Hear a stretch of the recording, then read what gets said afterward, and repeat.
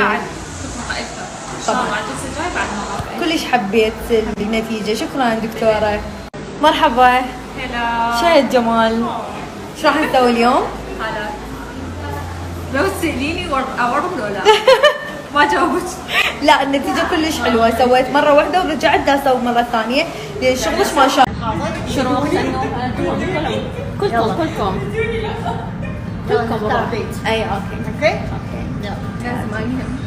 انت لازم شروق لازم كلنا ثناهي كلنا حياتي غير خير بنوته وهيك مليانه كياته. اي باع الالوان باع الجمال باع النحاسه خالي. اي لاف يو حبيبي. شو كنت نطلع ناكل سوشي؟ شو كنا تريدين؟ ونجيب وجهين ترس حبابي وهاي. وهسه هم مرات من ما انام يوم يومين بشرتي تتعب، فلازم احنا نحارب هذا التعب اللي بوجهنا بمنتجات كلش قوية مثل هذا المنتج اللي انا احبه. كلش احب البنات اللي يعتنون ببشرتهم وعندهم البشرة والمظهر الخارجي مهم عندهم، مو فقط البخ ميك اب واطلع وبعدين البشرة من تتعب.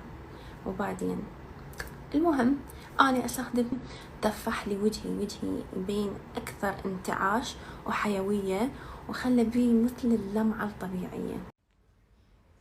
ليش؟ شو كمية التفاؤل هاي اللي عندك؟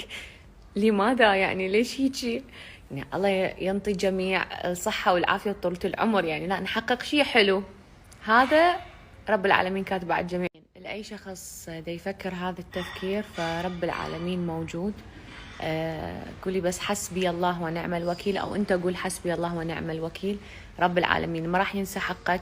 كمل حياتك وقف المضى. هاي واحدة من الأشياء اللي أتمنى أسويها إن شاء الله. بيوم من الأيام تكون لي زيارة للعراق، بغداد أو أي محافظة من المحافظات، وألتقي بكم كلكم بإذن الله إن شاء الله.